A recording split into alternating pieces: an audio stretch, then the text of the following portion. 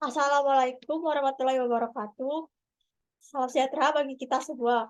Yang saya hormati, Dr. Lely Indriati, SE MM, sebagai Ketua Penguji, Dr. Rosdiana, SE AK MM, sebagai Penguji 1 sekaligus dosen pembimbing, Mariati Rahayu, SE MM, sebagai Penguji 2. Saya Aulia Hapsari dengan NIM 19 14 19 0035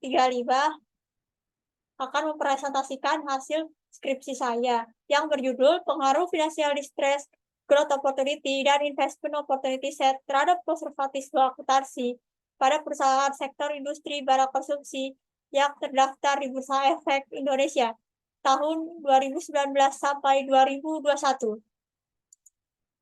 Latar belakang masalah, fenomena. Kondisi perekonomian di masa yang akan datang dipenuhi dengan keraguan, sehingga perusahaan perlu berhati-hati dalam menentukan metode akuntansi yang akan diterapkan. Konservatisme dalam akuntansi masih ada yang pro dan kontra, terutama di kalangan peneliti. Tingkat finansial distress atau kesulitan keuangan lebih tinggi akan berpengaruh terhadap meningkatnya tingkat konservatisme akuntansi. Peluang untuk berkembang perusahaan memerlukan dana yang biasanya berawal dari sumber eksternal, sehingga perusahaan tidak membatasi keuntungan dengan penggunaan konservatisme akuntansi. Latar belakang masalah, fenomena, investment opportunity set memiliki hubungan negatif dengan konservatisme, dikarenakan seringkali kombinasi aset mempunyai penurunan nilai yang tidak dapat dicatat secara akuntansi. Rumusan masalah, apakah financial distress berpengaruh atas konservatisme akuntansi pada perusahaan sektor industri barang konsumsi yang terdaftar di Bursa Efek Indonesia tahun 2019 sampai 2021? 2. Apakah growth opportunity berpengaruh atas konservatisme akuntansi pada perusahaan sektor industri barang konsumsi yang terdaftar di Bursa Efek Indonesia tahun 2019 sampai 2021? 3. Apakah investment opportunity set berpengaruh atas konservatisme akuntansi pada perusahaan sektor industri barang konsumsi yang terdaftar di Bursa Efek Indonesia tahun 2019 sampai 2021? 4. Apakah financial distress, growth opportunity, dan investment opportunity set berpengaruh terhadap konservatisme akuntansi pada perusahaan sektor industri barang konsumsi yang terdaftar di Bursa Efek Indonesia tahun 2019 sampai 2021? Teori yang digunakan dalam skripsi ini ada dua, yaitu pertama, teori agen, yang kedua, teori sinyal. Berikut adalah bagian kerangka pemikiran. Variable independent, financial distress, growth opportunity, investment opportunity set. Variable dependent, konservatisme akuntansi. Hipotesis H1, financial distress berpengaruh terhadap konservatisme akuntansi. H2, growth opportunity berpengaruh terhadap konservatisme akuntansi. H3, investment opportunity set berpengaruh terhadap konservatisme akuntansi. H4, financial distress, growth opportunity, dan investment opportunity set secara bersama-sama berpengaruh terhadap konservatisme akuntansi. Metodologi penelitian. Jenis penelitian yang digunakan adalah model analisis regresi data pada, variabel dependent, konservatisme akuntansi, variabel independent, financial distress, growth opportunity, dan investment opportunity set. Populasi perusahaan sektor industri barang konsumsi yang terdaftar di BI tahun 2019 sampai 2021. Sampel 15 perusahaan yang sesuai kriteria. Perancangan analisis. Model yang digunakan dalam analisis regresi data panel. Pertama, pendekatan common effect model. Yang kedua, pendekatan fixed effect model. Ketiga, pendekatan random effect model. Uji yang digunakan dalam analisis regresi data panel. Pertama, uji Chow. Kedua, uji Hausman. Ketiga, uji Lagrange multiplier. Analisis dan pembahasan hasil penelitian. Pengaruh financial distress, growth opportunity, dan investment opportunity set terhadap konservatisme akuntansi. Data panel yang digunakan dalam penelitian ini terdiri atas 3 model, yaitu common effect model, fixed effect model, dan random effect model, yang selanjutnya akan dilakukan uji berpasangan. Itu masing-masing model. Analisis regresi data panel. Berikut adalah hasil tabel uji Chow dan uji Hausmann. Hasil uji Chow diperoleh nilai probabilitas sebesar 0,0000, lebih kecil dari 0,05, maka HO ditolak dan HA diterima, yang berarti fixed effect model yang terpilih. Hasil uji Hausmann diperoleh nilai probabilitas sama dengan 0,6378, lebih besar dari 0,05, maka hipotesis HO diterima dan HA ditolak. Artinya random effect model lebih tepat digunakan.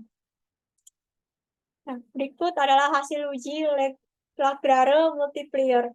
Hasil uji Lagrave multiplier diperoleh nilai probabilitas sebesar 0,0000, lebih kecil dari 0,05, maka HO ditolak dan HA diterima, yang berarti random effect model yang terpilih. Nah, berikut adalah tabel rangkuman uji penilaian model. Hasil pengujian model regresi data panel atas kedua model data panel. Tujuannya untuk memperkuat pengujian berpasangan yang merekomendasikan penggunaan random effect model yang akan dianalisis lebih lanjut dalam penelitian ini. Nah, berikut adalah hasil regresi random effect model. Uji T atau uji parsial. Financial distress mendapatkan hasil koefisien regresi sebesar min 0,35398. Nilai T itu min 1,408288 dengan probabilitas sebesar 0,1666, lebih besar dari 0,05. Growth opportunity mendapatkan hasil koefisien regresi sebesar 0,077782. Nilai T itu 0,760057 dengan probabilitas sebesar 0,4516, lebih besar dari 0,05. Investment opportunity set mendapatkan hasil koefisien regresi sebesar 0,228595. Nilai T itu 2,315143 dengan probabilitas sebesar 0,0257, lebih kecil dari 0,05. Kesimpulan, financial distress tidak berpengaruh terhadap konservatisme akuntansi pada perusahaan sektor industri barang konsumsi yang terdaftar di Bursa Efek Indonesia tahun 2019 sampai 2021. Growth opportunity tidak berpengaruh terhadap konservatisme akuntansi pada perusahaan sektor industri barang konsumsi yang terdaftar di Bursa Efek Indonesia tahun 2019 sampai 2021. Investment opportunity set berpengaruh terhadap konservatisme akuntansi pada perusahaan sektor industri barang konsumsi yang terdaftar di Bursa Efek Indonesia tahun 2019 sampai 2021.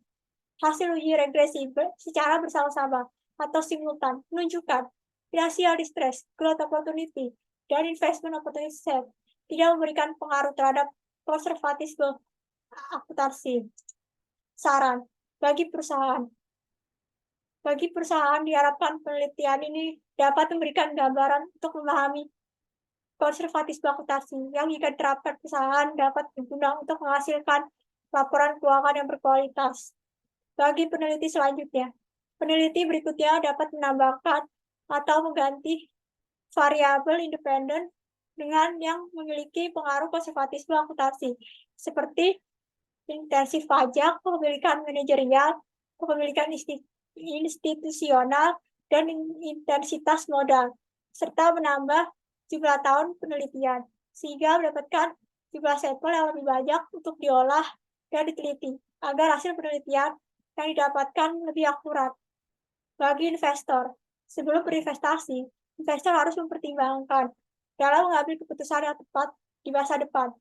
Hal tersebut penting karena dapat mempengaruhi pertumbuhan aktiva perusahaan.